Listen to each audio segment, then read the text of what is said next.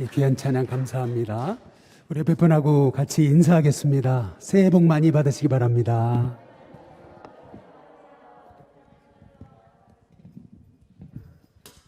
우리 한 번 더 인사하겠습니다. 한 해 말씀으로 승리합시다. 우리 같이 인사하겠습니다.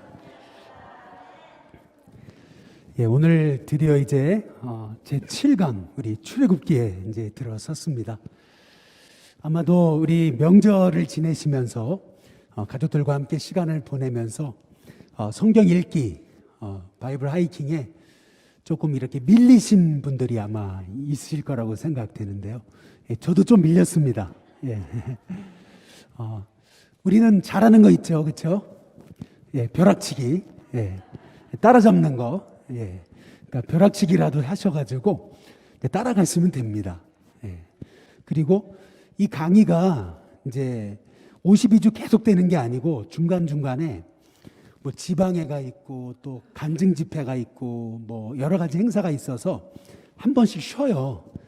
그때 이제 몰아서 하시면 됩니다. 그래서 얼마든지 좀 밀리셨어도 이제 따라가실 수가 있어요. 그렇게 이 교재를 프로그래밍화 했기 때문에 여러분이 포기하지 마시고 함께 이렇게 동참해 주셨으면 감사하겠습니다. 이제 우리가 어제까지 창세기 50장을 이제 읽게 됐었는데요. 창세기 50장에서 출애굽기 1장 요 사이 한 장 차이가 최소 한 250년 정도 차이 납니다. 200년 이상 차이가 나요. 근데 그 이유가 뭐냐면 요셉이 39살 때 이제 야곱이 가나안에서 애굽으로 내려오는 거잖아요. 그래서 그 요셉이 39살에 이제 가족들이 다 이제 애굽으로 내려오는데 요셉이 몇 세에 죽어요? 110세에 죽어요. 그렇기 때문에 아직 이 야곱의 가족들이 내려와도 요셉이 죽을 때까지 좀 시간이 많이 흐르잖아요. 그래서 그게 창세기 50장의 내용이에요. 그리고 또 출애굽기에 보시면은 이제 이스라엘 백성이 애굽에서 노예로 고통당하지만 출애굽하는 것은 모세가 몇 세 때요? 80세 때 출애굽하는 거거든요. 이제 그렇기 때문에 이게 창세기 50장에서부터 이제 출애굽기 1장 사이에 최소 한 200년 이상 이제 차이가 나는 겁니다. 갭이 있습니다. 그래서 이제 드디어 이제 출애굽기 이제 1장이 이제 시작되는데 출애굽기 1장부터 4장까지는 하나님이 모세를 태어나게 하시고 모세를 부르시는 장면이에요. 그리고 출애굽기 5장부터 11장까지는 이 부르신 모세가 바로에게 가가지고 이 내 백성을 보내라 하시는 계속 밀고 당기는 협상 과정, 그 6개월의 기간이 출애굽기 5장부터 11장의 내용입니다. 그리고 출애굽기 12장에서부터 18장까지가 드디어 이스라엘 백성이 출애굽해가지고 그래서 시내산까지 가는데 3개월 걸리거든요. 그 3개월간의 기간이 출애굽기 12장에서 18장까지의 내용인 거예요. 그래서 한번 출애굽기 한번 19장 한번 펴보시겠어요? 앞에 스크린은 없습니다. 출애굽기 19장에 한번 펴보시면은 19장에 1절에 한번 보시면은 19장 1절에 이스라엘 자손이 애굽 땅을 떠난 지 몇 개월이요? 3개월이 되던 날 그들이 어디에 가요? 시내 광야, 시내산에 이르게 되는 겁니다. 그래서 출애굽기 12장에서부터 18장까지는 이스라엘 백성이 애굽에서 드디어 출애굽을 해가지고 그래서 시내 광야까지 이르게 됐던 이제 그 3개월간의 기간을 출애굽기 12장에서부터 18장이 이 말씀을 통해 기록해 놓고 이제 있는 거죠. 그래서 저희는 출애굽기 1장부터 오늘 이제 18장까지를 보게 될 텐데 출애굽기 1장에서 18장까지 출애굽기 전체를 소위 관통하는 하나의 그 세 단어를 만약에 찾는다면 이 관통하는 이 세 단어를 찾는다면 오전에도 말씀드린 것처럼 먼저 첫 번째는 떨기나무예요. 떨기나무. 우리 출애굽기 3장 한번 1절을 보시면은 모세가 그의 장인 미디안의 제사장 이드로의 양떼를 치더니 이렇게 돼요. 여러분 한번 출애굽기 3장 우리 1절 계속 보여주시면은 3장 1절 출애굽기 3장 1절에 보시면은 PPT 띄우셨나요? 3장 출애굽기 3장 1절 출애굽기 3장 1절 저거 잘못됐네요. 여호수아 24장이 아니고 출애굽기 3장 1절에 보시면은 모세가 그의 장인 미디안 제사장 이드로의 양떼를 이제 치더니 그랬거든요. 여기서 중요한 한마디 우리가 짚고 넘어가야 될 게 있죠. 그게 뭐냐면 모세가 80세가 되도록이요 자기 양떼가 없었어요. 누구 양떼요? 자기 장인의 양떼를 치고 있던 사람이 모세예요. 그런 모세를요 2절에 보시면은 이렇게 얘기해요. 여호와의 사자가 어디요? 떨기나무 가운데로부터 나오는 뭐 안에서요? 불꽃 안에서 그에게 나타나시는 거예요. 근데 여기 보시면은 떨기나무라는 말씀이 몇 번 나와요? 3번 나옵니다. 떨기나무에 불이 붙었으나 그 떨기나무가 사라지지 않는다. 여러분 떨기나무 보신 적 있으십니까? 한번 보여드릴게요. 한번 보여주시면은 이게 떨기나무입니다. 뭐 나무같이 보입니까? 나무같이 안 보이죠. 참 어찌 보면은요, 참 볼품없는 하나님은 잣나무 가운데서 종려나무 가운데서 불 가운데 모세에게 나타나신 게 아니에요. 쉽게 말하면 떨기나무가 뭐냐면은 광야에 있는 가시덤불이에요. 소위 이 떨기나무는 우리의 모습을 상징하는 거거든요. 우리 같이 참 볼품없는데 남은 것이라고는 이 가시만 앙상하게 남은 우리를 말이에요. 이렇게 보잘것없는 우리요. 모세는요 80세가 되도록 자기 양떼도 아니고요 자기 장인의 양떼를 치고 있다가 떨기나무 불꽃 가운데서 말씀하시는 하나님을 만나거든요. 이것이 말씀하시는 게 뭐냐면요 바로 이런 비천하고 이런 보잘것없는 모세를 하나님 부르셨다는 거예요. 마찬가지야. 하나님이 우리처럼 이 가시 떨기나무 같은 참 보잘것없는 참 가시만 앙상한 그러한 우리를 하나님 부르신 거예요. 그러니까 이 은혜가 얼마나 커요. 사실은요 우리를 불러서 하나님 사용하시려니까. 한번 열왕기상 8장에 한번 보시면은 51절에 보면은 이런 말씀이 있어요. 그들은 주께서 그다음 뭐라 그래요? 철풀무 같은 애굽이라 그랬어요. 철풀무 같은 애굽에서 인도하여 내신 주의 백성 주의 소유가 됨이니이다. 이렇게 말씀하고 있어요. 한번 메모 한번 해놓으세요. 신명기 4장 한번 20절을 한번 또 찾아보시면은 똑같은 표현이 나와요. 애굽을 하나님은 꼭 철풀무 같은 곳이라고 얘기를 하는 거예요. 하나님이 하나님의 백성을요 이 애굽에서 400년간 종살이를 하게 하신 것은요 그들에게 고통을 주시기 위한 것이 아니고요 하나님이 철풀무 같은 애굽에서 연단하셔가지고 그들을 존귀히 사용하시려고 하셨던 거예요. 그래서 성경은 애굽을 그냥 애굽이라 그러지 않고 철풀무 같은 애굽이라 그래요. 영어 성경에 보니까 furnace라 그랬어요. 용광로에서 하나님은 이스라엘 백성을 부르신 거예요. 연단하시고 훈련시키시고 준비하셔서 하나님 백성으로 삼으시고 그 백성을 그 철풀무 같은 애굽에서 인도하여 내셔가지고 제사장 나라로 삼으시는 것이 하나님의 계획이셨던 거예요. 그래서 철풀무 같은 애굽에서 건져내셔서 떨기나무 같은 나를 하나님이 쓰시려고 어떻게 하시냐면은 한번 우리 성경 이사야서 말씀인데 이사야서 10장 한번 17절을 보시면은 이런 말씀이 있어요. 이스라엘의 빛은 뭐가 돼요? 불이 된대요. 이스라엘의 빛은 불이 되고요. 그의 거룩하신 이 하나님은 뭐가 되세요? 불꽃이 되신대요. 예. 하나님이 가시떨기나무 불꽃 가운데서 하나님이 모세를 만나시잖아요. 이것이 의미하는 것은 뭐냐면 이렇게 떨기나무같이 보잘것없는 나를 하나님이 이 땅에 불로 쓰시기 위해서 하나님은 우리의 불꽃 역할을 하신다라고 하는 거죠. 예.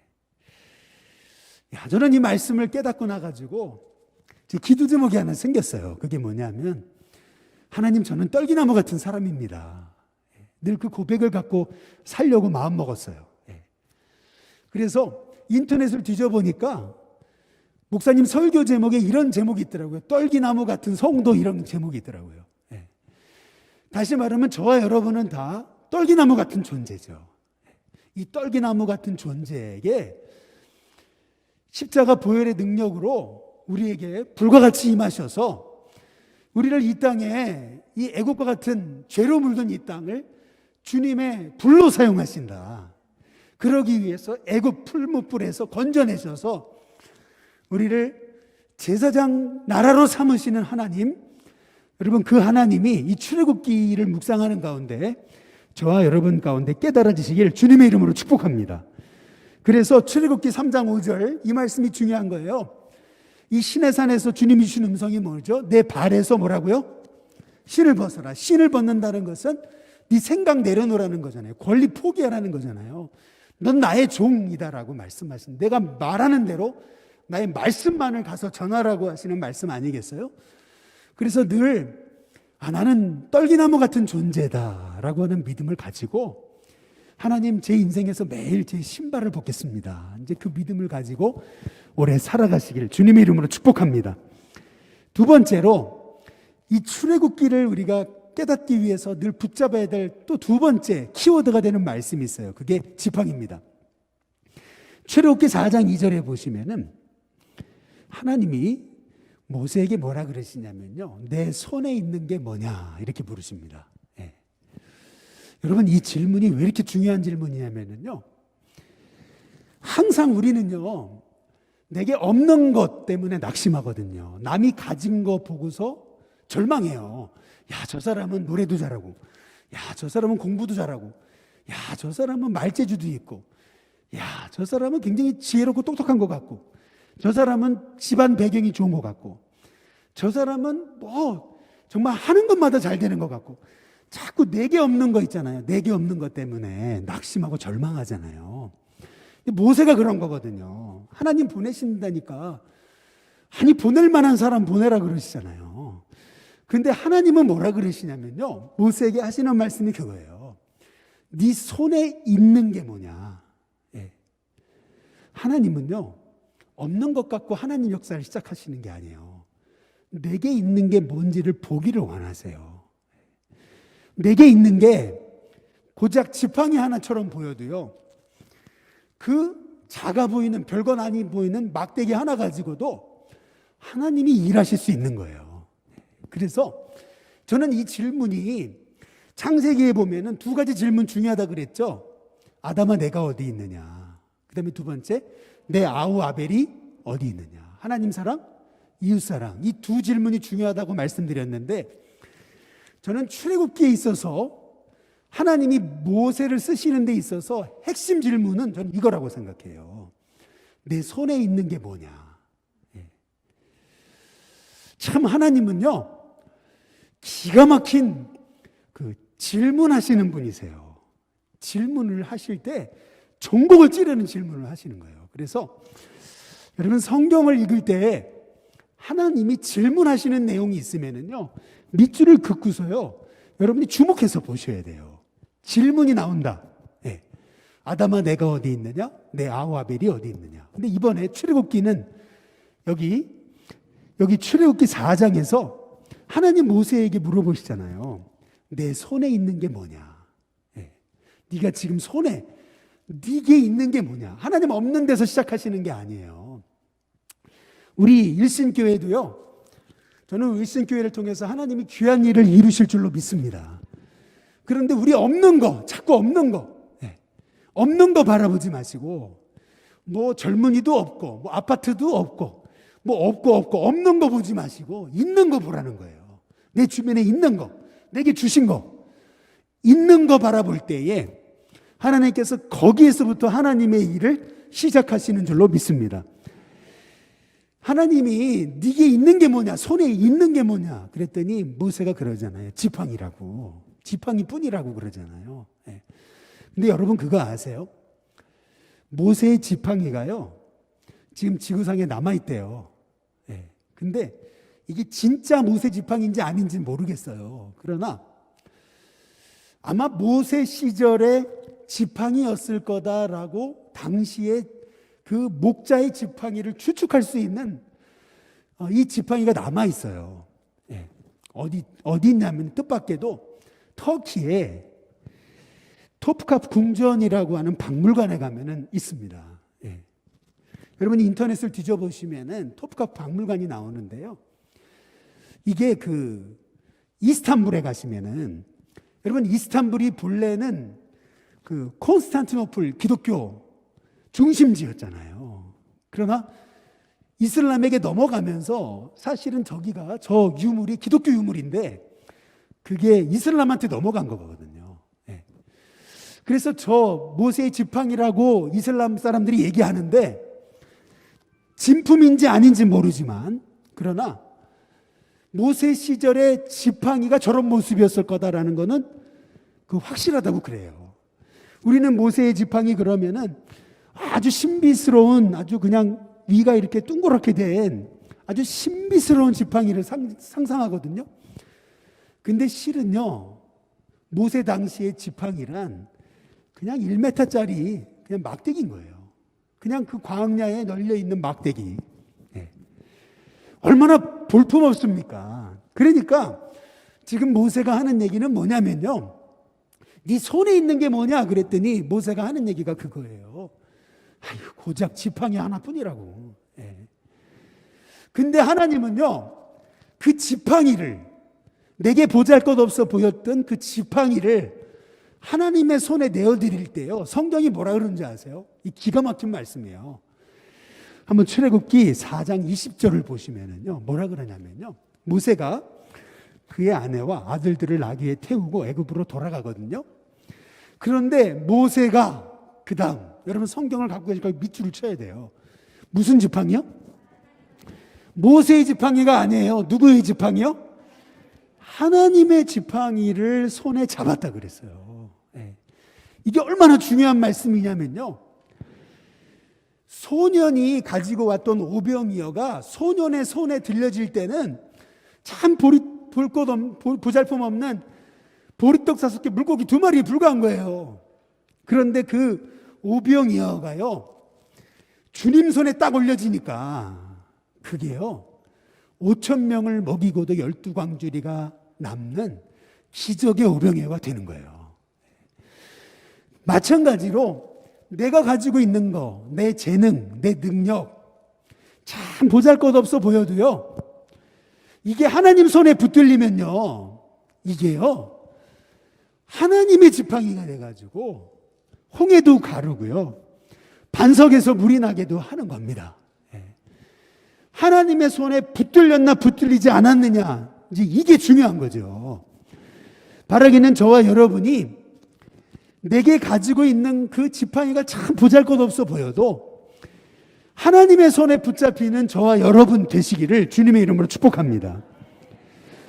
세 번째로 이 출애굽기에서 우리가 주목할 것은 갈대상자라는 그런 단어예요. 한번 출애굽기 2장 1절에서 3절에 보시면은 레위 가족 중에 한 사람이 레위 여자에게 장가들었어요. 여러분 이게 특별한 일입니까? 일상적으로 있는 일이에요. 그래서 2절에 그 여자가 임신해서 누구를 낳아요? 아들을. 굉장히 평범한 일이에요. 근데 이 평범해 보이는 이 일을 통해서 하나님은요 모세라는 한 구원자를 준비시키시는 거예요.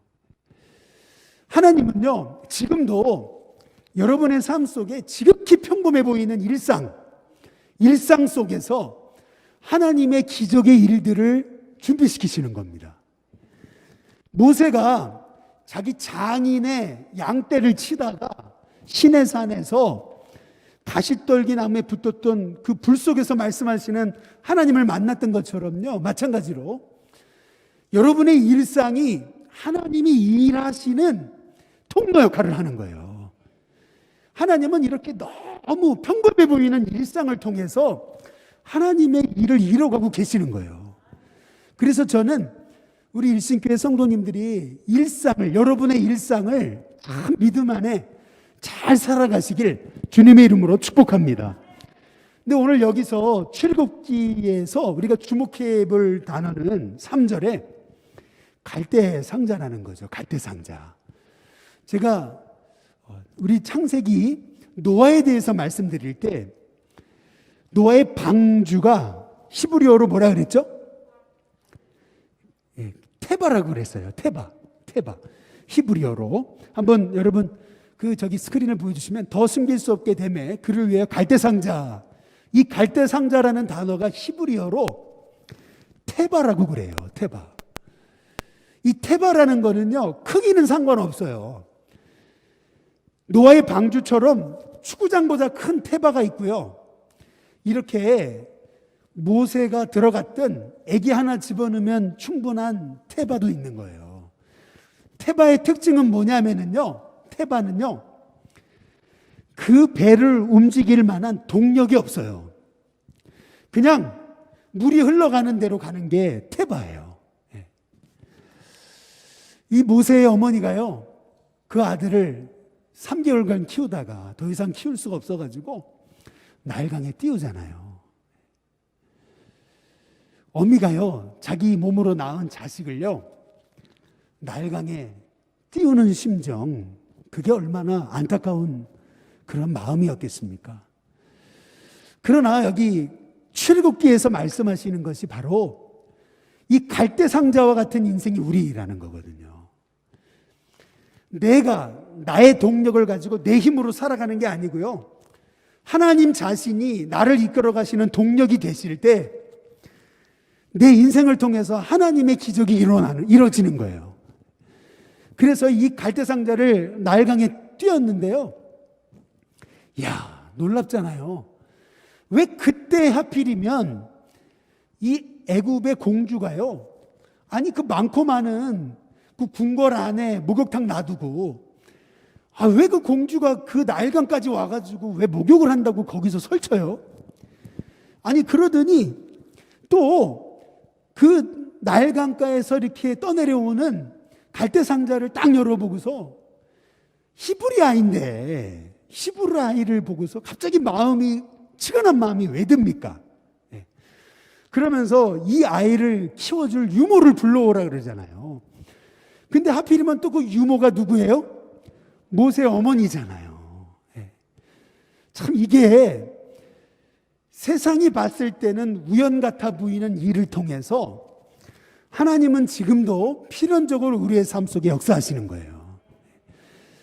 그래서요, 우리의 인생은 갈대상자와 같아요. 내 인생 내가 주관하는 게 아니에요. 하나님이 내 인생을 주관하신다. 내 자녀의 인생도 하나님이 주관하신다. 하나님이 모세를 쓰시려니까요, 벌써 3개월 키워서 벌써 죽었어야 마땅한 이 아들이요, 나일강에 그냥 갈대상자에 넣어서 그냥 거기에 띄어서 보냈는데 하나님이 살리시려니까요, 이 바로의 공주를 통해서 눈에 띄게 하시고 또 그 갈대상자를 가져와서 아이를 보게 하시고 치근한 마음이 들게 하셔가지고 그것도 그 아이를 그 어머니 손에서 기르게 하신, 여러분 이 보이지 않는 손길을 통해 역사하시는 분이 우리 하나님이신 거예요. 그래서 저는 우리 신교회 성도님들의 삶에, 가정의 자녀들의 인생에서 자녀들이 여러분 뜻대로 안 되고 또 때로는 낙심이 되고 해도 낙심하지 마시길 주님의 이름으로 축복합니다. 그냥 태바처럼 맡기세요. 하나님이 이 자녀를 돌보실 거다. 그런 믿음을 가지고 그냥 맡기세요. 그때 우연 같아 보이는 필연을 통해서 하나님은 역사하실 줄로 믿습니다. 근데 이제 우리가 출애굽기를 여행을 시작하면서 실은 꼭 묻게 되는 질문이 하나 있어요. 그게 뭐냐면은 출애굽기 1장 8절이에요. 한번 8절을 보시면은 거기 보니까 요셉을 알지 못하는 새 왕이 일어났다 그랬거든요. 애굽을 다스리더니. 그러면서 갑자기 이 애굽의 파라오가 이스라엘 백성을 핍박하거든요. 여러분 그런 궁금증 안 들었어요? 아니 요셉이 그렇게 오랫동안 총리가 돼가지고 7년 풍년 7년 흉년을 지내면서 애굽을 살려낸 위대한 인물인데 아니 그 요셉을 잃어버리다니 그런 이게 성경적으로 이게 동화 같은 이야기 아닌가 이제 이렇게 의심되지 않으셨습니까? 혹시? 예. 저도 조금 신랄 같은 의심이 조금 있었어요. 그런데 여러분 나중에 한번 시간 내셔가지고 유튜브에서 이집트 제국의 건설 이집트 편 1부, 2부가 있어요. 제국의 건설 이집트 편 1부, 2부 EBS에서 나온 거 있어요. EBS 다큐멘터리. 거기 보면은요 애굽의 파라오에 대해서 쫙 설명해요. 이게 성경 얘기가 아니에요. 그냥 일반 얘기예요. 근데 그 애굽의 역사를 한번 여러분이 잘 재미있게 한번 봐보세요. 근데 거기 보면은요 애굽의 파라오가요 계속 애굽의 혈통을 잇다가요 갑자기 중간에 애굽의 피를 갖지 않은 이방 혈통의 파라오가 잠깐 통치해요. 그게 힉소스 왕조입니다. 예. 근데 이 힉소스 왕조는 셈족 출신이에요. 그래서 요셉이 총리가 된 것도 이 셈족 출신, 이 힉소스 이 왕조에게 들어가지고 마음에 들어서 그래서 이 요셉이 히브리 노예인데 셈족 출신인 이 요셉이 이 힉소스 왕조의 마음에 들어가지고 총리로 발탁되게 됐다라는 거죠. 예. 또 얼마나 놀라운지 몰라요. 애굽의 파라오들은 다 애굽의 혈통을 잇는데 중간에 딱 이방 혈통이 하나 있어요. 그게 힉소스 왕조라는 거죠. 그러니까 그 힉소스 왕조, 셈족 출신의 힉소스 왕조는 요셉에게 굉장히 호의적이었던 거예요. 그리고 이 야곱의 족속들한테 호의적이었던 거죠. 그러다가 이제 왕조가 바뀌잖아요. 그러면서 이 히브리 민족을 박해하기 시작했던 거죠. 예. 그런데 이 출애굽기가 도대체 언제 이스라엘 백성이 언제 애굽에서 출애굽했느냐 여러 의견들이 있어요. 근데 한 가지 성경이 힌트가 있어요. 그게 뭐냐면 출애굽기 1장 한번 11절에 보시면은 거기 보잖아요. 감독들을 그들 위에 세우고 그들에게 무거운 짐을 지워 괴롭게 하여 그들에게 바로를 위하여 국고성 비돔과 그다음 뭐예요? 람셋을 건축하게 했다 그러잖아요. 람셋 여러분 생각나는 게 있죠? 람세스 그렇죠? 예. 다시 말해서 지금 출애굽기 1장 11절의 배경은 람세스 2세의 때의 배경을 가지고 있다 이렇게 보는 거예요. 민수기 한번 여러분 거기 성경책에다가 옆에다가 한번 써놔 보세요. 민수기 33장 3절을 찾아보시면은요. 거기에도 이스라엘 백성들이 출애굽하는 과정을 람세스를 떠났다고 이렇게 나와요. 람세스를 떠났다. 네. 그러니까 무슨 말이냐면은 지금 이 이스라엘 백성들이 출애굽했던 시기를 람세스 2세의 시절이다라고 보고 있는 거예요. 그렇다면 여러분 고고학적인 증거가 있어야 되잖아요. 유대인의 역사라고 하는 1, 2, 3 세 권의 책이 있어요. 굉장히 저명한 책입니다. 이 책에 폴 존슨이라고 하는 분이 쓴 이 유대인의 역사에 보시면은요. 람세스 2세 때 파피루스가 발견됐는데 그때 하비루들을요. 바로 굉장히 노역을 시켰다라고 하는 내용이 이 고고학적으로 발견된 거예요. 다시 말하면 오늘 여기 성경에서 말하고 있는 내용하고 일치가 되고 있는 거죠. 뿐만 아니라 그러면 언제 이스라엘 백성들이 출애굽했냐? 그것은 람세스 2세의 후계자였던 메르넵타라고 하는 이 사람이요. 승전비를 기록해 놨거든요.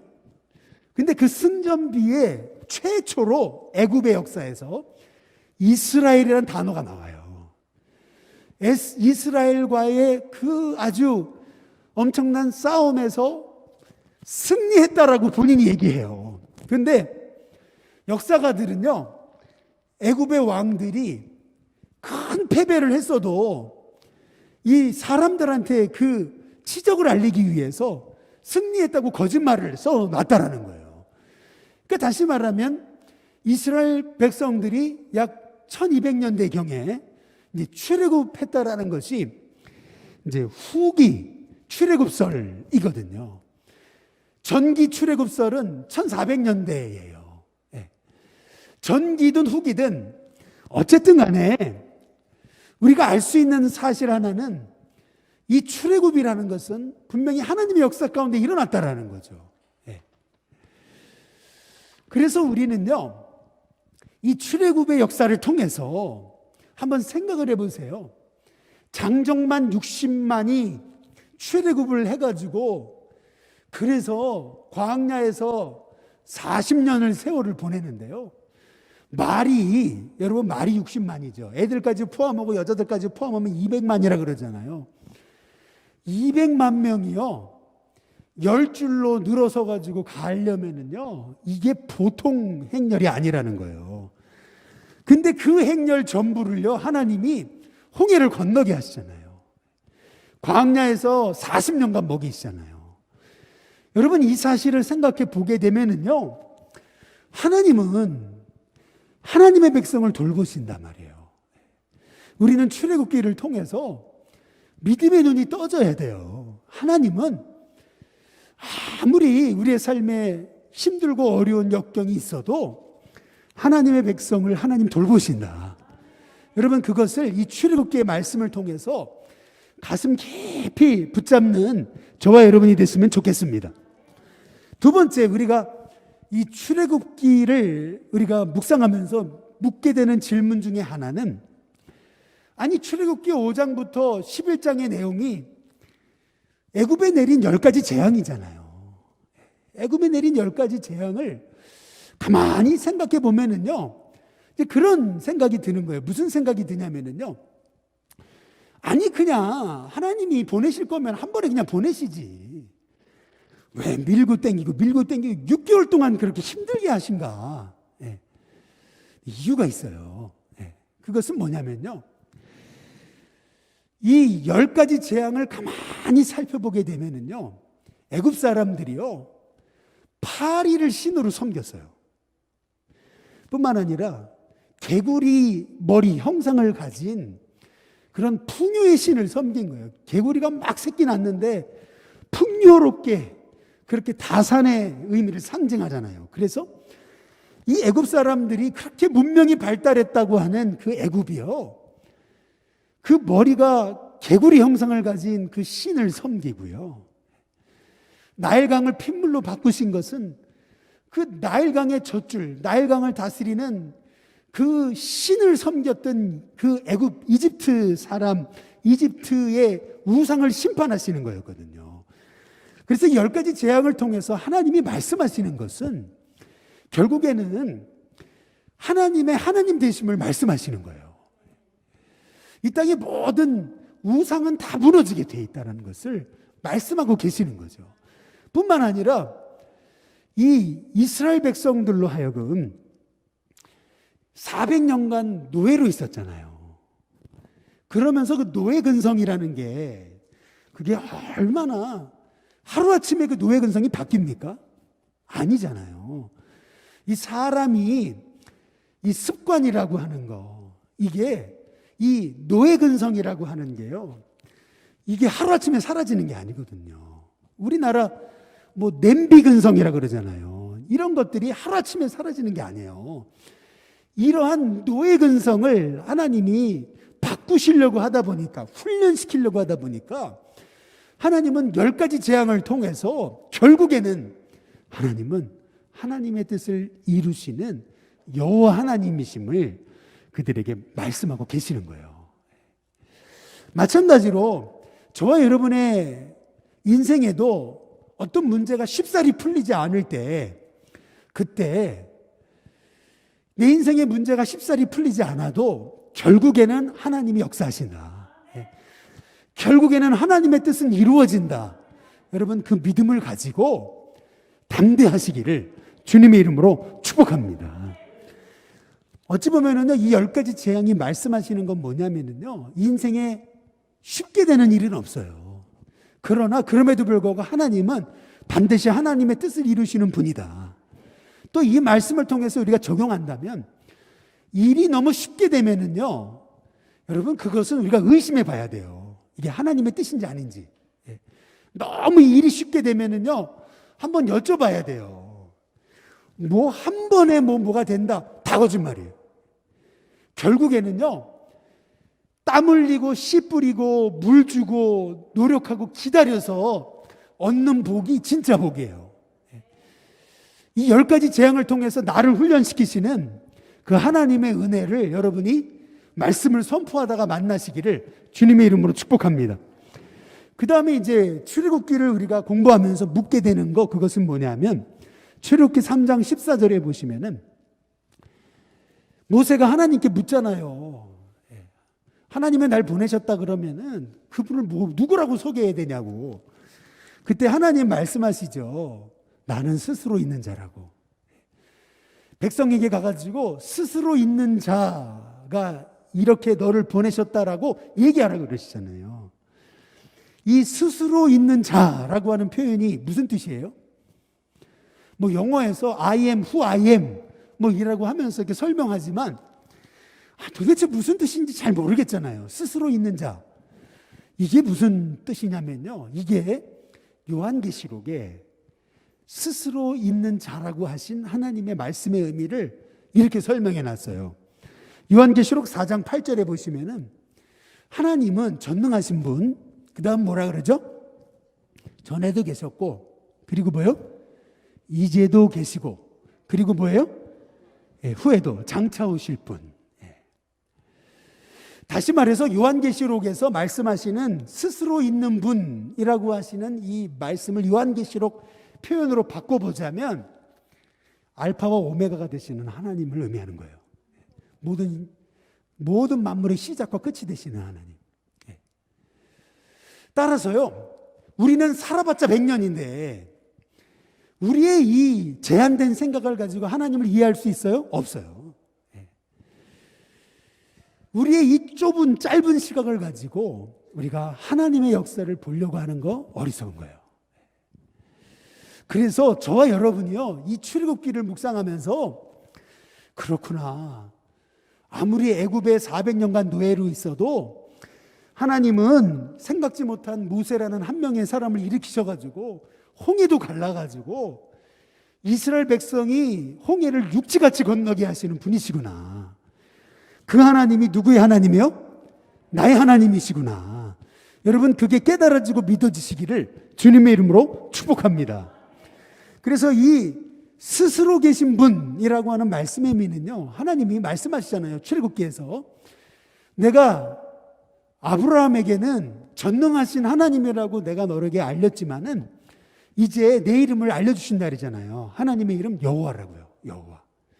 여호와라는 말씀의 의미는 뭐냐면 하나님이 계획하신 것은 반드시 이루신다는 거예요. 약속을 이루시는 분이다. 하나님이 언약하신 것은 반드시 이루시는 거예요. 그래서 창세기에서 15장에서 아브라함에게 하신 약속을 하나님은요, 모세를 통해 지금 이루어 가시는 거예요. 그러니까 이스라엘 백성이 출애굽하는 것도요, 다 하나님의 약속하신 언약 속에 있는 거예요. 그래서 우리는요, 이 말씀 의지하고, 그래서 그렇구나, 내가 아무리 용을 써도 하나님의 은혜 없이는 살 수 없는 존재구나. 여러분, 이게 너무 중요한 거예요. 한번 출애굽기 11장 그래서 3절에서 여기서 중요한 단어 한 단어를 동그라미를 막 칠하면은 여러분 성경을 찾아오셔가지고 동그라미를 쳐놓으셔야 돼요. 이게 뭐냐면 여호와께서 그 백성으로 애굽 사람의 뭘 받게 하셨어요? 은혜를 받게 하셨다 그러거든요. 옆에다 거기다 써놓으세요. 뭐라고 써놓냐면 창세기 39장 4절을 써놓으세요. 그리고 창세기 39장 21절을 써놓으세요. 4절과 21절 한번 찾아보세요. 찾아보면은요, 요셉에게 있어서 보디발의 집에 갔을 때 하나님이 보디발에게 뭘 베푸세요? 은혜를 베푸시는 거예요. 그리고 요셉이 감옥에 들어갔을 때 간수장에게 뭘 베푸세요? 은혜를 베푸시는 거예요. 그러니까요, 요셉이요, 하는 일마다 귀여운 거예요. 요셉이 감옥에 죄수로 들어갔는데 간수장이 볼 때는 죄인처럼 아주 사기꾼으로 보이는 게 아니고요, 너무 귀여워 보이는 거예요. 은혜를 입어야 돼요. 저와 여러분의 인생이요, 하나님의 은혜 없이 살 수 없어요. 어디 가나 내 삶이, 또 내 자녀의 삶이 만나는 사람에게 하나님의 은혜를 입게 해달라고 여러분 그렇게 기도하세요. 그렇게 될 때에 오늘 여기 출애굽기 11장 3절의 말씀에 보니까요, 여호와께서 그 백성으로 애굽 사람의 은혜를 받게 하셨어요. 그랬더니요, 모세가요, 애굽 땅에 있는 바로의 신하와 백성의 눈에 아주 어떻게 보였어요? 위대하게 보이는 거예요. 아니, 자기 양도 없어가지고 장인의 양이나 치던 80세 노인이요, 뭐 자기 소유라고 한다면 지팡이 하나밖에 없었던 그 볼품없던 사람을요, 가시떨기 같은 그 모세를요, 하나님 들어 쓰시니까요, 은혜를 입게 하시니까 애굽 사람들의 눈에요, 이 모세가요 위대하게 보였다 그래요. 예. 저는 전에 일신교회 와가지고 이 말씀 읽다가요 펑펑 울었어요. 예. 하나님, 제가요 뭐 가진 것도 없고 능력도 없고 아무것도 없는데 일신교회 와서 하나님, 이 지역과 우리 일신교회 성도들과 또 이 종구영산 지방에서 하나님, 제가 은혜 있게 해달라고 하나님께 기도했어요. 정말로 저는 이 말씀이 제게는 특별한 말씀이에요. 이게 얼마나 성경에 이런 말씀이 다 있었구나, 제가 그때 알았어요. 그래, 하나님 제게 은혜를 달라고 하나님께 기도한 적이 있어요. 저와 여러분 똑같아요. 여러분, 우리가 용을 써봤자 할 수 있는 일이 아무것도 없어요. 해봤자 여러분 거기서 거기에요. 사실은 해봤자 열심히 뛰는데 코로나 한번 만나봐요, 끝나는 거 2주 격리하고요, 아무것도 못해요. 여러분, 하나님 은혜 주셔야 돼요. 그래서요, 저와 여러분 2021년 동안 하나님, 자기 양도 없어가지고 장인의 양 치다가 그 지팡이 하나 들고서 쫄래쫄래 바로에게 가가지고 이 백성 보내라, 야 얼마나 우습습니까? 그런데 그 사람을 저 애굽 사람의 눈에 위대하게 보이게 하신 하나님, 저에게도 이런 은혜를 허락해 주시옵소서. 여러분 그렇게 기도하시기를 주님의 이름으로 축복합니다. 그래서 이제 출애굽기 이제 1장에서부터 11장까지 온 거예요. 그리고 이제 12장에서 드디어 출애굽의 핵심, 어떤 사건이 나와요? 출애굽의 사건이 나오는 거예요. 유월절 사건이 나오는 거예요. 이 유월절 사건이 왜 이렇게 중요한 거냐면요, 우리나라 성경에서는요, 출애굽기를 애굽에서 나왔다 그래서 출애굽기라고 그러잖아요. 그런데 원어 성경은요, 엑소더스라 그래요. 엑소더스. 이 엑소더스라고 하는 말은요, 출애굽이 아니에요. 네, 출애굽이 아니고요, 우리나라 성경에서는 출애굽기 이렇게 쓰지만 원어 성경에는 엑소더스예요. 이 엑소더스는 뭐냐면은 엑스로부터예요. 네. 그리고 호도스라고 하는 말은 길이란 뜻이 있는 거예요. 길. 다시 말하면 여지껏 애굽 백성 밑에서 사망의 종로로 타고 있었어요. 사망의 종로로 타던 길에서 해방돼서 해방돼서 이제는 예수님 자녀의 길을 가는 거예요. 여러분, 그게 엑소더스입니다. 그 엑소더스의 시작, 그 시작이 출애굽기 12장인 거예요. 그 시작이 어디 있는 거냐면 그게 6월절이에요. 그래서 출애굽기 12장 13절에 보면은 내가 애굽 땅을 칠 때에 그 피가 너희가 사는 집에 있어서 너희를 위하여 뭐가 돼요? 표적이 돼요. 표적. 표적이라는 말은 하나의 사인이라는 거거든요. 그 사인이 뭐냐? 내가 뭐를 볼 때예요? 피를 볼 때 너희를 넘어간다. 피를 볼 때에 애굽 사람에게 내렸던 재앙이 너희에게는 내려 멸하지 뭐예요? 않게 하리라고 말씀하시는 거예요. 그래서 6월절이라고 하는 말은 히브리어로 페사흐라고 그래요. 페사흐. 이 페사흐에서 패스오버라고 하는 단어가 나온 거예요. 패스오버. 모든 재앙이 어린 양의 피 붙잡을 때 다 넘어가는 거예요. 마찬가지로 한번 잘 생각해 보세요. 아니, 출애굽과 어린 양의 피와 무슨 상관이 있어요? 상관이 있죠. 성경은요, 처음부터 끝까지 다 그리스도로 통하는 거예요. 예수님의 피로 우리는 사망의 종로로 타던 우리의 과거의 삶에서 예수님을 믿음으로 십자가로 우리는 보혈의 은총으로 입어 우리의 모든 죄가 다 용서함 받고 이제는 하나님 자녀의 길을 가게 된 거예요. 그래서 이 출애굽 사건을 이제는요, 우리가 구원받아 가지고 더 이상 되돌아갈 수 없는 홍해로 되돌아갈 수 없어요. 홍해를 건넜어요. 이미 구원의 다리를 건넌 거예요. 그래서 이제 광야의 세월은요, 그냥 광야가 아니고요, 나를 가나안까지 이끄시는 천성을 향한 길이 되는 거예요. 하나님 백성으로 나를 훈련시키셔야 되다 보니까 이 광야에서요, 하나님이 나를 훈련하시는 과정, 이제 그것이 광야의 세월인 거죠. 하나님이 어떻게 훈련시키시는지 우리의 모습을 이제 보게 되는 거거든요. 이제 그 다음에 보시면 애굽에서의 탈출에 관한 지도를 한번 보여주시면은, 본래는요, 이스라엘 백성이 애굽에서 나와가지고 바로 이 블레셋을 향한 길로 직선으로 가게 되면 금방 갈 수 있는 길이에요. 그런데 애굽 군대가 쫓아올 것을 하나님이 아시고, 그러면은요, 또 블레셋 백성들이 얼마나 장대하고 그렇습니까? 그것 보고서 이스라엘 백성들이 또 노예 근성으로 원망하고 불평하고 나 못 간다 그럴까 봐서 하나님이 어떻게 하시는 거냐면요, 홍해길로 길을 돌리시는 거죠. 그래서 그 밑에, 여러분 밑으로 내려가는 이 길이 이스라엘 백성의 출애굽 경로가 되는 거예요. 여기 출애굽에서 우리가 한 가지 이제 주목해 볼 것이 하나 있어요. 그게 뭐냐면요, 꼭 하나님이 출애굽시키셨는데 이스라엘 백성을 막다른 길로 이끌어 가시는 것처럼 보이거든요. 꼭 그렇게 보여요. 한번 우리 출애굽기 13장 한번 20절을 보시면은요, 출애굽기 13장 20절에 그들이 숫곳을 떠나서 광야 끝 에담에 진을 치죠. 여호와께서는 그들의 앞에서 가시며 그래요. 앞서서 가셨다. 여러분, 이것이 광야 같은 우리 인생에서 하나님이 일하시는 방법이에요. 하나님은 언제나 저와 여러분 앞서서 여호와 이레로 여러분의 걸음마다 예비하시고 함께 하심을 믿으시기를 바랍니다.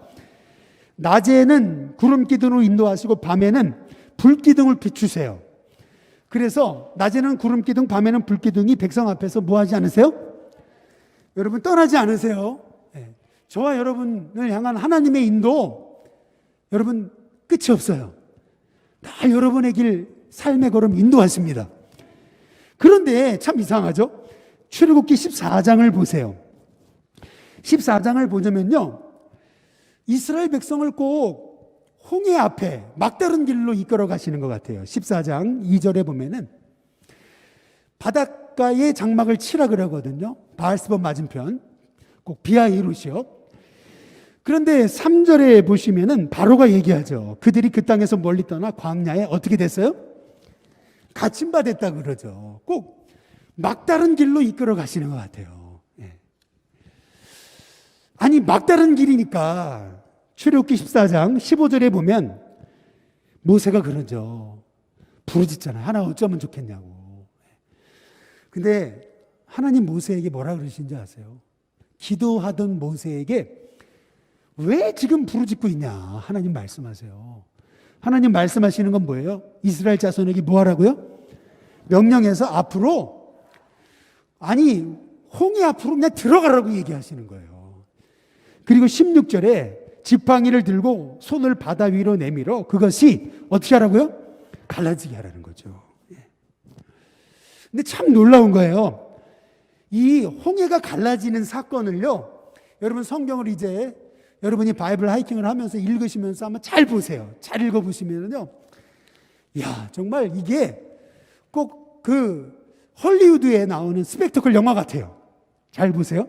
출애굽기 14장 19절을 보세요. 이스라엘 진 앞에 가던 하나님의 사자가 그들의 어디로 옮겨요? 뒤로 옮겨가매 구름 기둥도 앞에서 그 어디로 옮겨져요? 구름 기둥이 뒤로 갔어요. 이스라엘 백성들 뒤로. 그래서 20절에 보면 애굽진과 이스라엘진 사이에 이르러서 어떻게 했어요? 쫙 섰죠. 그렇죠?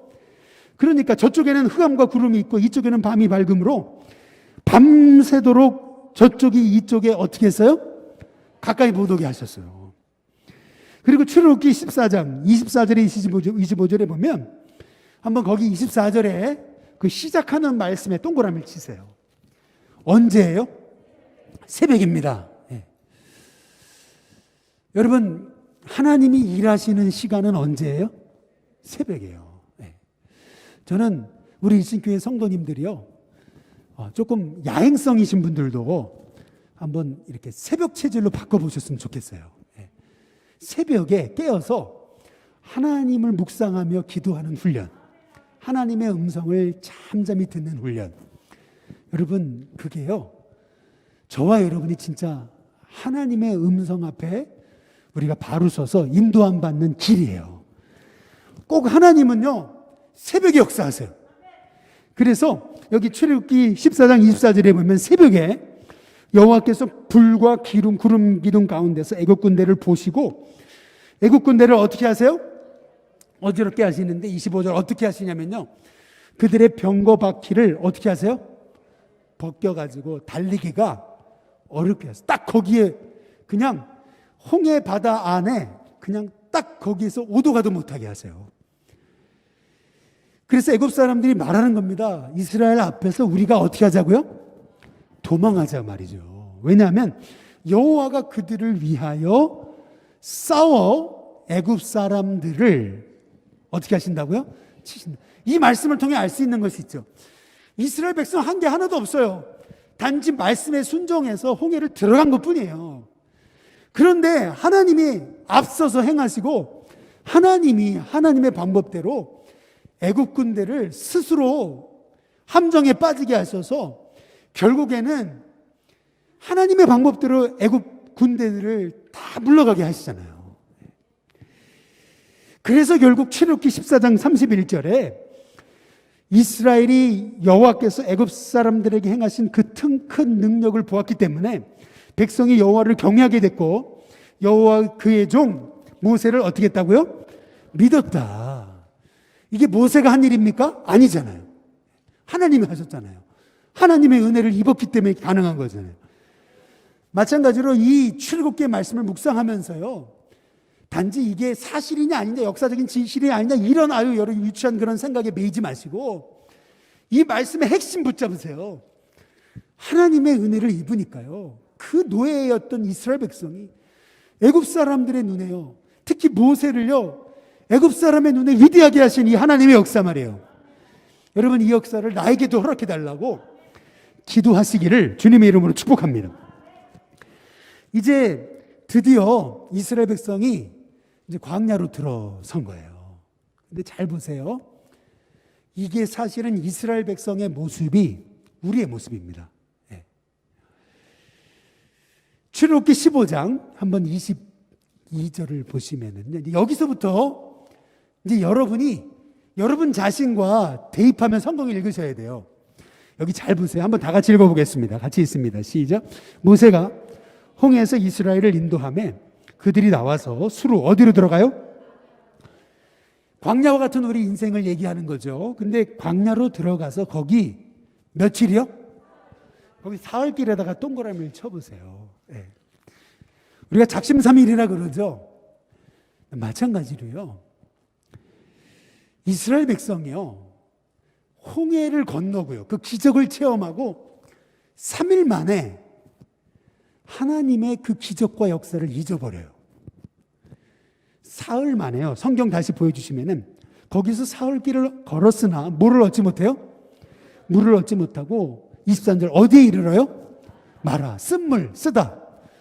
이 쓴물이 있는 마라로 그들이 도착하게 돼요. 그리고 나서 출애굽기 15장 24절에 보세요. 백성이 모세에게 뭐 하기 시작해요? 원망하기 시작합니다. 예. 우리가 목말라 죽게 생겼다. 뭘 마셔야 되느냐? 원망하기 시작해요. 여러분 잘 보세요. 여기에 이 사건을 통해서 우리가 알 수 있는 게 한 가지 있어요. 그게 뭐냐면요. 우리가요, 얼마나 하나님이 하신 일을 쉽게 잊어버리는지요. 우리가 지난주에 은혜 받은 걸로 사는 사람이 아니에요. 우리는요, 매일 일용할 은혜가 필요한 거예요. 매일매일. 어제 은혜 갖고 못 살아요. 그 은혜 너무 쉽게 잊어버려요. 이스라엘 백성이 홍해를 건넜으면요, 인생 일대의 기적 사건 아니에요. 저 같으면은요, 그래도 한 달은 버틸 것 같은데, 아닌가 보죠? 예. 3일을 못 버텼어요, 이스라엘 백성이. 사실은 저도, 여러분도 그래요. 아무리 어제 우리가 죽을 병에서 낫는 기적의 은혜를 체험해도요, 오늘 또 문제를 만나면은요, 낙심하고 절망하는 게 우리입니다. 예. 그래서요, 우리가 계속 하나님의 은혜를 기억해야 돼요. 그래서 그런 얘기 있잖아요. 여러분 자녀들에게도 남편에게도 아내에게도 계속 한번 옆에 분한테 얘기해 보시죠. 사랑합니다. 한번 얘기해 줘 보세요. 예. 자꾸 반복해가지고 사랑한다고 자꾸 반복해서 어제 했어도 오늘 또 하는 거예요. 아침에 했어도 저녁에 또 하는 거예요. 계속 반복해가지고. 왜 사람은 자꾸 잊어버려요? 하나님이 주신 은혜를 잊어버리는 거예요. 그래서요, 실은 우리 일신교회가 이 코로나 기간에 계속 늘푸른 학교나 이런 거를 한 달에 한 번씩 하려고 하는 이유가 너무 쉽게 잊어버려요. 우리가 그렇게 베풀고 나눴어도요, 우리가 한 6개월만 안 나눠봐요. 다 잊어버려요. 언제 그랬냐, 그러면. 이게 사람이에요. 그래서 계속 사람들은요, 반복해서 얘기해 줘야 되는 거예요. 반복해서. 사랑한다. 하나님 살아계신다. 하나님 도우신다. 너가 얼마나 귀한 사람인지 아냐. 계속 반복해야 되는 거예요. 예. 근데 그 다음에 출애굽기 15장 25절에 보시면은 여기서 중요한 게 있어요. 모세가 여호와께 부르짖었더니 여호와께서 그에게 한 나무를, 그 다음에 거기다 동그라미를 아주 크게 치셔야 돼요. 한 나무를 어떻게 하셨다고요? 가리키신 거예요. 이게 중요한 말씀이에요. 왜냐하면 없던 나무를 생겨지게 한 게 아니에요. 무슨 말이냐면요, 원망하고 낙심할 때는요, 하나님의 계획이 안 보였어요. 계획이 옆에 있어요. 그런데 부르짖고 기도하니까 드디어 나무가 보이는 거예요. 잘 보세요. 마라에 이르러 가지고 쓴물이 있어 낙심할 때는요, 원망하니까 하나님 계획이 안 보이잖아요. 근데 부르짖으니까요, 한 나무가 보이잖아요. 그 한 나무가 보여지는 거거든요. 그래서요, 그 나무를 그 물에 넣으니까요, 그 물이 달아지는 거예요. 여기서 중요한 게 있어요. 우리가 원망하고 낙심하면요, 하나님의 계획이 안 보여요.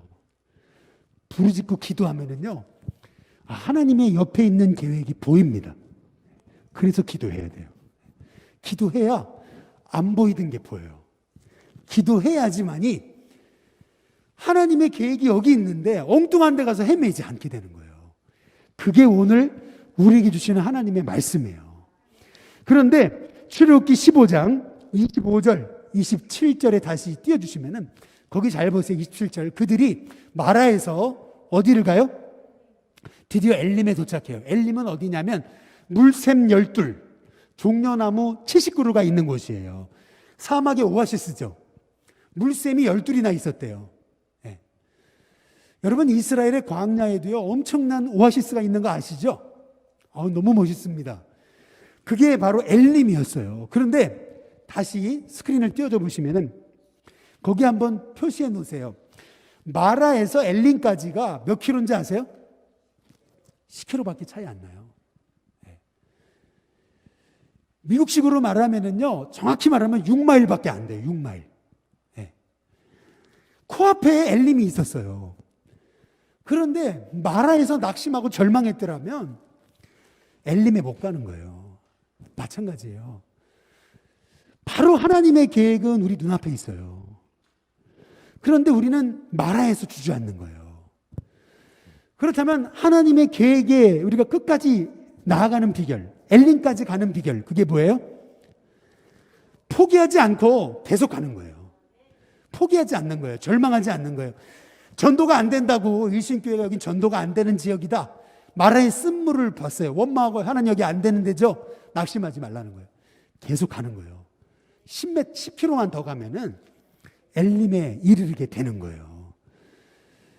우리 인생에서 늘 마라와 엘림의 차이는요, 10km밖에 차이가 안 나요. 근데 많은 사람들이 마라에서 주저앉는 거예요. 코앞에 엘림이 있는데. 이 광야에서 하나님이 보여주신 이 마라와 엘림의 차이 10km다라고 하는 것이 여러분 늘 여러분의 마음속에 잊혀지지 마시기를 주님의 이름으로 축복합니다. 안 된다고 해서 낙심하지 마시고 약속 붙들고 가세요. 그 안데스 산맥에 그 비행기가 추락해가지고요, 1972년도에 실화죠. 그래가지고 사람들이요, 나중에는요, 그 라디오에서 들려지는 소리에 사람들이 이제 생존자가 없을 거다. 이제 그래가지고요, 이제 이 사람들을 수색하는 걸 포기하거든요. 그 순간 이 사람들이요, 식인종으로 변해요. 그 죽은 사람들을 먹기 시작하는데요. 실화예요, 실화. 그런데 놀랍게도요, 이들이 추락했던 그 안데스 산맥의 지점에서요, 호텔까지의 거리가요 10km밖에 차이가 안 났대요. 네. 이 영화화된 겁니다. 2006년에 개봉한 영화예요. 네. 마찬가지예요. 우리 인생에서 마라의 쓴물을 만나도 바로 10km 앞에 엘림이 있어요. 그래서요, 우리는요, 마라의 이 고통을 겪었다고 해서 포기하지 마세요. 반드시 엘림이 있습니다. 엘림 바라보고 여러분 끝까지 포기하지 않고 하나님의 약속일 길 가시기를 주님의 이름으로 축복합니다. 시간이 좀 많이 흘러서 제가 좀 짧게 하겠습니다. 출애굽기 15장 1절에 보시면은 이스라엘 자손의 온 회중이 엘림에서 떠났어요. 이제 엘림과 시내산 사이에 있는 어디에 이르러요? 신광야에 이르러요. 애굽에서 나온 후 둘째 달 15일이라 그러죠. 출애굽한 날짜가 첫째 달 15일이에요. 출애굽 바로 다음 날. 그러니까 며칠 흐른 거예요? 한 달 흐른 거예요. 한 달. 딱 한 달. 예. 그런데 이거를요, 아더핑크라고 하는 참 저명한 성경학자가 이렇게 해석했더라고요. 둘째 달이래잖아요. 둘의 의미하는 것은 요한계시록 11장 3절 찾아보시면 증인을 얘기하는 거예요. 증거. 둘이란 숫자는. 예. 그리고 15일이잖아요. 5, 3, 15. 이 5라는 숫자는 성경에서는요, 창세기 43장 34절에 보면은 요셉이 베냐민에게는요, 음식을 5배로 주거든요. 거기 5배를 줬다고 그래요. 5라는 걸 뭘 의미하는지 아세요? 왜 5배예요? 은총을 입었다는 거예요. 특별한 은총을 입었다는 거예요. 그런데 3이라는 숫자, 부활을 의미하는 숫자잖아요. 그래서요, 실은 신광야에 이르렀던 이 애굽에서 나온 지 둘째 달 15일이 되는 이 날은요, 이것이 의미하는 건 뭐냐면 한 달이 지나가지고 먹을 것이 없어가지고 그들은 배고프다고 원망했지만 하나님의 은혜가 시작되는 그 하나님의 계획을 얘기하고 있는 거거든요.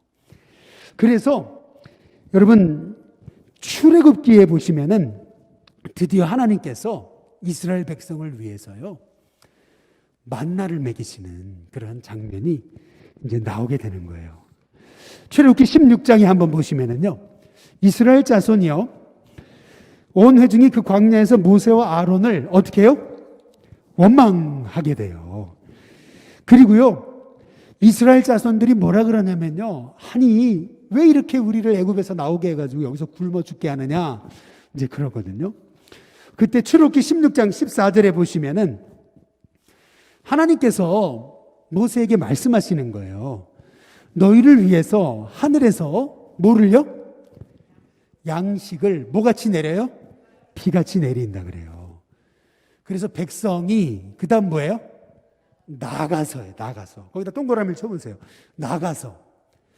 이게 뭐냐면요, 하나님은요 그 광야에서도 이스라엘 백성이 스스로 일해서 스스로 나가서 이 만나를 주어서 먹기를 원하시는 거예요. 노예 시절에 그냥 주는 것만 받아 먹던 이스라엘 백성을요, 하나님께서는 나가서 일하는 백성으로 삼으시는 거예요. 그리고 출애굽기 16장 4절 다시 보여주시면은 백성이 나가서 일용할 것을 어떻게 거둬요? 날마다 거두게 하신다 그랬어요. 이것을 이렇게 하는 이유는 내가 그들을 시험하는 것이라 그랬어요. 첫째 날부터 6일까지 매일 그날 주시는 하나님의 만나를 먹으라 그랬거든요. 그런데 이스라엘 백성들이 첫째 날부터 다섯 날 때까지 어떻게 하냐면요, 어떻게 했어요? 출애굽기 16장 19절에서 20절 보니까 그날 먹을 것만 가서 가지고 오라고 말씀하셨는데 어떻게 했어요? 남겨두지 말라 그랬는데 사람들이 어떻게 합니까? 20절에 순종하지 않고 다음날 먹을 것까지 남겨놓는 거예요. 그랬더니 어떻게 돼요? 벌레가 생기고 못 먹게 되는 거예요. 하나님이 시키시는 훈련이 뭐죠? 예, 자족하는 훈련이에요. 자꾸 남보다 더 먹고 자꾸 더 하는 훈련에서 매일 그날 주시는 그 만나를 먹고 매일마다 일용할 양식에 감사하고 만족하는 훈련을 시키시는 거거든요. 그리고 하나님이 만나를 통해서 훈련시키시는 너무나 중요한 게 있어요. 그게 뭐냐면 출애굽기 16장 26절에 보니까 하나님이 시키시는 훈련이 뭐예요? 안식일 훈련인 거예요. 여섯째 날에는요 2배를 거두는데요. 그런데 2배를 거뒀는데 다음 날 놔뒀는데 이게요 만나가요 벌레가 먹지 않아요. 신기하죠? 그 전날에는요 더 거뒀을 때는 바로 다음 날 벌레가 생기는데 여섯째 날에는요 2배를 거뒀는데도 다음 날까지 놔뒀는데도 이 안식일에요 이 만나가 썩지 않아요. 이것이 의미하는 게 뭐죠? 이스라엘 백성이요 철저히 그 광야에서 6일 일했다면 7일째 하나님 안에서 안식하는 훈련을 시키시는 거예요. 하나님은 끊임없이 만나를 통해서 이스라엘 백성을 40년 동안 그 광야에서 만나가 그치기까지 이 6일 일하고 7일 쉬고 6일 일하고 7일째 안식하는 이 안식일 훈련을 시키시는 거예요. 저와 여러분도 이런 하나님의 이 영적 안식일 훈련에 여러분이 감사하면서 여러분의 삶에 이 안식일을 생명처럼 지키는, 주일을 생명처럼 지키는 저와 여러분의 그 믿음이 이 출애굽기를 묵상하는 가운데 있게 되시길 주님의 이름으로 축복합니다. 만나만 먹이셨어요? 아니잖아요. 민수기 11장에 보니까 탐욕을 품고 그 백성 중에 섞여 살던 그 다른 인종들, 잡족들이라 그러죠, 성경에. 원망하니까 이스라엘 자손도 함께 원망하거든요. 아니, 또 고기 타령하는데 하나님이 먹이시잖아요. 매출하기로 먹이시거든요. 민수기 11장 31절에 바람이 여호와에게서 나와가지고 바다부터 메추라기를 몰아가지고 진영 곁 이쪽 저쪽 곧 진영 사방으로 각기 하룻길쯤 되는 지면이 2규빗쯤에 내리게 하시는 거예요. 야, 얼마나 장관이었을까. 200만 명의 이스라엘 백성들이요 먹었던 만나 그리고 메추라기를 생각하면은요 기가 막힌 거예요. 하나님이 그 메추라기를 몰아가지고 하늘에서 우두두두 막 떨어지는 그 장면을 한번 생각해 보시면은요 하나님은요 이렇게 우리를 먹이시고 입히시는 분이세요. 그 하나님을 기억하면서 이 광야의 만나를 통해서 하나님 하시는 음성은 마태복음 4장 4절 말씀처럼 사람이 뭘로 사는 게 아니에요? 떡으로만 사는 게 아니고 하나님의 입으로부터 나오는 모든 뭘로 살아요? 말씀으로 사는 거다. 하나님이 그걸 훈련시키시는 거예요. 알고 보니까 요한복음 6장 35절에 보니까 이 만나가 생명의 떡이신 누구세요? 예수님이세요. 우리는 늘 그 생명의 만나이신 예수님을 늘 우리가 우리의 심령 가운데 영적으로 모시고 영접하고 먹음으로 여러분 우리가 매일매일 승리하는 하나님의 종들임을 믿습니다. 출애굽기 17장 6절에 반석을 쳐서 물이 나오게 하시죠. 고린도서 10장 4절에 보니까 이 반석이 곧 누구세요? 그리스도라고 얘기하잖아요. 출애굽기의 말씀을 통해서 끊임없이 예수님이 누구신지 우리에게 말씀하고 계시거든요. 출애굽기 17장으로 넘어가 보시면은 이스라엘 백성이 광야에서 싸웠던 최초의 전쟁 이야기가 나와요. 그게 아말렉과의 전쟁이죠. 근데 그거 아십니까? 출애굽기 17장 8절에 보시면 그때에 이렇게 얘기를 해요. 그때가 언제냐면요, 이스라엘 백성이 반석에서 물이 나는 것을 봤을 때예요. 다시 말하면 내 인생의 문제가 풀리고 가장 하나님의 기적을 보았을 때 그때 오히려 영적인 시험이 있습니다. 따라서 여기 아말렉과의 싸움을 통해서 하나님이 말씀하시는 건 뭐냐면 우리 인생은 영적 전쟁과 같다는 거예요. 오히려 인생이 잘 풀리고 잘 될 때 그때 오히려 더 깨어서 기도해야 된다는 것을 말씀하고 계시는 거거든요. 여기 이 아말렉과의 전쟁을 통해서 하나님이 주시는 말씀이 뭐냐면 12절에 모세의 팔이 어떻게 돼요? 피곤해져요.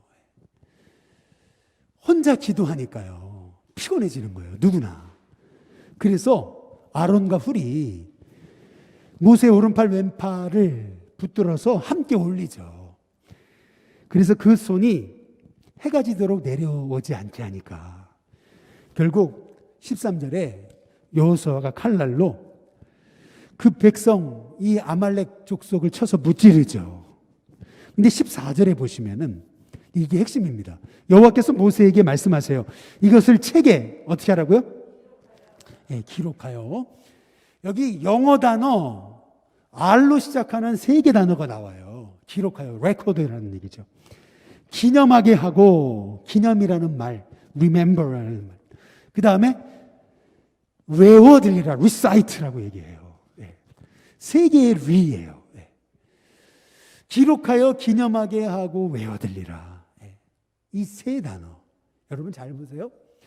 아니, 전쟁 한번 이긴 거 가지고 기록하여, 기념하게 하고, 계속 외워가지고 귀에 잊혀지지 않게 해라. 이 얘기가 뭐죠?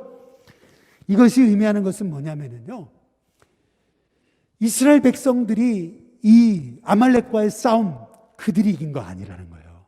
하나님이 도우셔서 기도하는 하나님의 백성을 통해 하나님이 그들을 이기게 하셨음을. 그래서 우리는 끊임없이 하나님 의지하고 기도하는 하나님의 백성이 돼야 됨을 우리에게 말씀하고 계시는 거예요. 하나님은 지금 이스라엘 백성을요, 광야로 몰아가신 다음에 거기서 계속 훈련시키시는 거예요.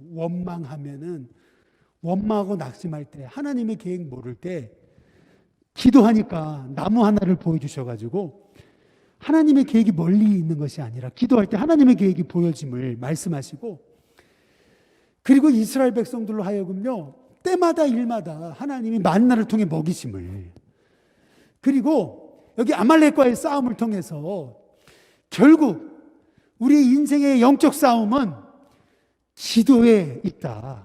결국 기도하는 하나님의 백성들을 하나님께서는 승리케 하신다는 것을 이 광야 세월을 통해 하나님 보여주시는 거예요. 이제 그러고 나서 이 말씀이요, 바로 그 다음에 이스라엘 백성이 시내 광야에 들어가 가지고 거기서 드디어 이제 모세가 하나님 말씀 받는 걸로 들어가도 되는데, 이 17장에서요 19장으로 바로 건너뛰어도 아무 문제 없어요. 그런데 갑자기 한 가지 이야기 사건이 나와요. 그게 뭐냐면 출애굽기 18장에 모세가 백성을 재판하는 사건이 나와요. 예. 그런데 거기에 보면은요, 참 재미난 얘기가 하나 나와요. 그게 뭐냐면 이스라엘 백성이요, 모세에게 나오는 이유가 거기 나옵니다. 그냥 재판해 주세요가 아니에요. 잘 읽어보세요.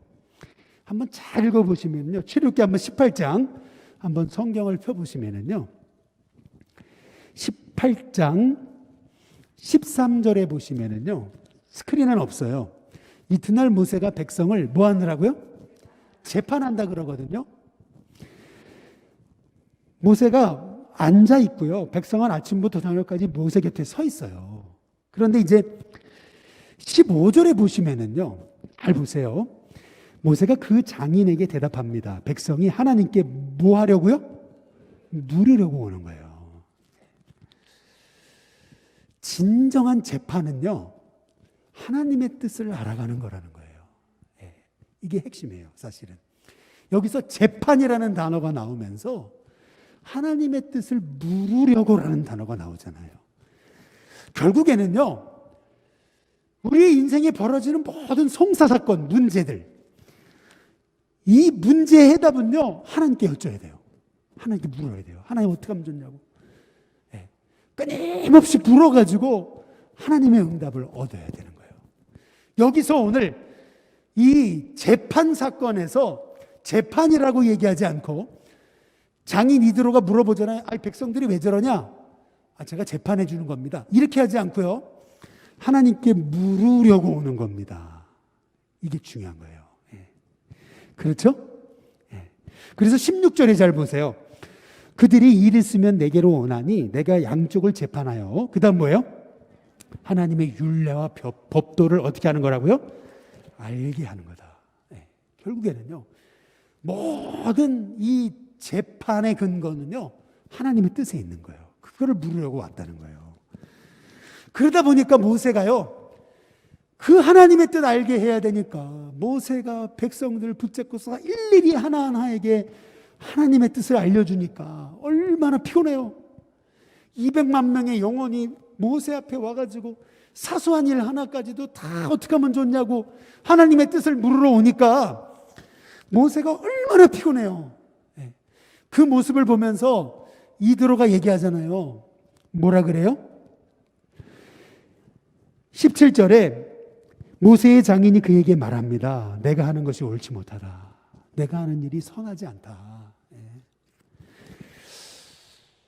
18절에 보니까 너와 또 너와 함께한 이 백성이 필경 기력이 어떻게 된다고요? 쇠하여지고 이 일이 너무 내게 중하여서 결국 너는 탈진하고 말 거다. 그런 충고를 주잖아요. 그래서요, 모세가 이 장인 이드로의 충고를 받아들이고 했던 일이 있어요. 그게 뭐냐면요, 두 가지 일이에요. 두 가지 일. 여러분, 이게 중요합니다. 20절에 보면은요, 20절에 한번 잘 보세요. 다 같이 한번 읽어보겠습니다. 같이 있습니다. 시작. 그들에게 율법과 법도를 어떻게 해요? 가르쳤어요. 그래서 마땅히 갈 길과 할 일을 그들에게 어떻게 하라고요? 보이고. 여러분 잘 보세요. 우리가 바이블 하이킹을 통해서 1년 동안 하나님 말씀을 상고하는 이유가 있어요. 실은요, 창세기부터 요한계시록까지 이제 여러분이 이런 식으로, 실은 제가 지금 1시간 넘게 했거든요. 여러분 너무 귀해요. 졸지한 졸누분이 없을 정도로 열심히 하시는 게 너무 귀해요. 그런데 이렇게 하는 이유가 있어요. 하는 이유는 뭐냐면요, 여러분이 하나님 말씀을 통해서 하나님의 뜻을 알아셔야 돼요. 그래서 하나하나 가르치고 있는 거예요. 일일이 가르치고 있는 거예요. 그래서 모세가 했던 일이에요. 하나님의 뜻을 보여주고요. 근데 거기서 끝나지 않아요. 모세가 어떻게 했어요? 21절에 보세요. 21절에 보면 같이 읽어보겠습니다. 같이 있습니다. 시작. 너는 또 온 백성 가운데서 능력 있는 사람 그랬어요. 능력 있는 사람이 어떤 사람이에요? 하나님을 두려워하고 진실하고 불의한 이익을 미워하는 자를. 그 다음에 중요한 단어가 있어요. 제가 빨간 표시는 안 해놨는데 중요한 단어가 있는데 그게 뭐냐면 어떻게 하라고요? 살피라 그랬어요. 잘 살펴라 사람을. 그래가지고요. 두 번째 어떻게 하라고요? 백성 위에 어떻게 하라고요? 세워라. 그래서 천부장, 그 다음 뭐예요? 백부장, 그리고 50부장, 그리고요 10부장을 삼아라. 그래서 그들이 때를 따라 백성을 어떻게 하라고요? 재판이 뭐예요? 하나님의 뜻을 알게 하라는 거예요. 큰 일은 너에게 가져오지만 작은 일은 다 그들이 백성에게 하나님의 뜻을 알게 할 것이다. 이렇게 얘기하고 있는 거예요. 여러분 여기 잘 보세요. 천부장, 백부장, 50부장, 10부장 하니까 생각나는 거 있지 않으세요? 저는 이 말씀 묵상하다가 허허허 웃었어요. 우리 교회 조직으로 얘기한다면 천부장, 소위 우리 부목사님, 우리 장로님들을 들 수 있겠죠. 천부장. 그리고 백부장은 누구죠? 교구장님이라고 본다면요. 50부장은 누구예요? 지역장님을 얘기하는 거예요. 그러면 10부장은 누구예요? 속장을 얘기하는 거예요. 잘 보세요. 하나님의 일꾼을 살펴가지고 일꾼을 세워서 일을 맡겨가지고 백성들에게 하나님의 뜻을 알게 하는 일. 여러분 이거는요 선택이 아니에요. 광야 같은 이 땅에서 하나님의 백성들이 하나님의 뜻을 알고 좌로나로나 치우침 없이 하나님의 뜻 가운데 나아가는 데 있어서 하나님은 이드로라는 사람을 통해서 모세에게 말씀하신 거예요. 마찬가지로 우리 일신교회는요 올해 이 주일날 오후에 바이블 하이킹이라는 이름으로 우리 성도들이 하나님의 율례와 법도를 배우고 있는 거예요. 가정에서부터 삶 모든 거 이제 다 일일이 배우실 거예요. 그리고 뿐만 아니라 훈련 받아가지고 여러분이 천부장, 백부장, 그리고 50부장, 10부장이 되시길 바랍니다. 그래서 하나님의 종으로 세움 받아가지고 백성들에게 하나님의 뜻을 알게 하는 거 선택이 아니에요. 우리 일신교회 성도들이 이런 하나님의 종들 돼서 우리 일신교회가 이 광야 같은 세상 가운데서 승리하는 성도들 다 되시기를 주님의 이름으로 축복합니다. 우리 같이 찬송가 우리 함께 찬양 부르시고요. 준비하신 예물 드리시고